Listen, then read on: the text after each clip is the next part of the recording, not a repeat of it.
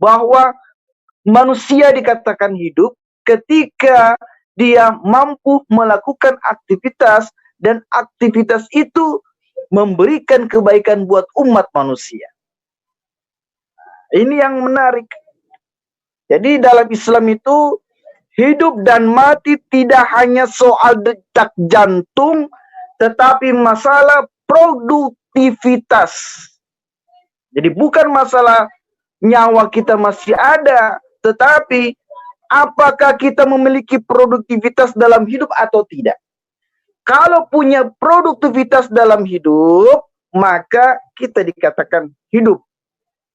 Jadi makna sederhananya adalah kita punya manfaat buat orang lain. Kita bisa berbagi dengan orang lain. Nah, bisa saja seseorang yang telah mati, dikubur ribuan tahun, bahkan sudah tidak ada lagi orang yang mengenalinya, bahkan kuburnya pun tidak dikenal lagi, tetapi dia hidup dan senantiasa mendapat rezeki yang melimpah tanpa henti dari Allah Subhanahu wa Ta'ala. Walaupun dia sudah secara kasat mata melihat bahwa dia sudah meninggal atau di dalam kubur, tetapi pada hakikatnya dia masih hidup. Bagaimana? Sesuai dengan firman Allah dikatakan, janganlah kalian menyangka, ya, janganlah kalian menyangka orang-orang yang gugur di jalan Allah itu telah mati. Bahkan mereka itu hidup dan mendapat rezeki di sisi Allah Subhanahu wa Ta'ala. Wala tahsabanna allazina qutilu fi sabilillahi amwata bal ahya'un inda rabbihim yurzaqun. Jadi pemirsa yang dimuliakan oleh Allah Subhanahu wa Ta'ala, demikian juga seringkali orang yang masih sehat, segar dan bugar secara kasat mata, namun ia sebenarnya telah mati karena tidak berproduksi dan tidak bermanfaat kepada orang lain. Kenapa bisa? Hal ini disebutkan dalam firman-Nya, tidak sama orang yang hidup dengan orang yang sudah mati. Sesungguhnya Allah Subhanahu wa Ta'ala mendengar orang yang dikehendakinya, dengan kamu tidak bisa menjadikan orang-orang yang dalam kubur bisa mendengar. Wa ma yastawil ahya'u walal amwat innallaha yusmi'u man yasha wa ma anta bimusmi'in man fil qubur. Hadirin dan hadirat pemirsa yang dirahmati Allah Subhanahu wa Ta'ala.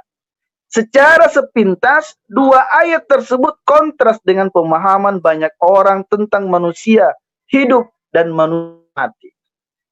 Di satu sisi orang yang masih berdetak jantungnya dianggap hidup, sedangkan orang yang sudah dikubur dianggap hidup sejahtera. Inilah penjelasan Islam tentang arti dan hakikat hidup manusia di muka bumi. Islam menganggap seseorang hidup jika hatinya dapat menerima petunjuk dan diamalkan dengan jihad di jalan Allah Subhanahu wa Ta'ala. Tentu saja arti jihad bukan semata angkat senjata yang mematikan, tetapi senjata yang menghidupkan untuk kebaikan orang lain. Artinya apa?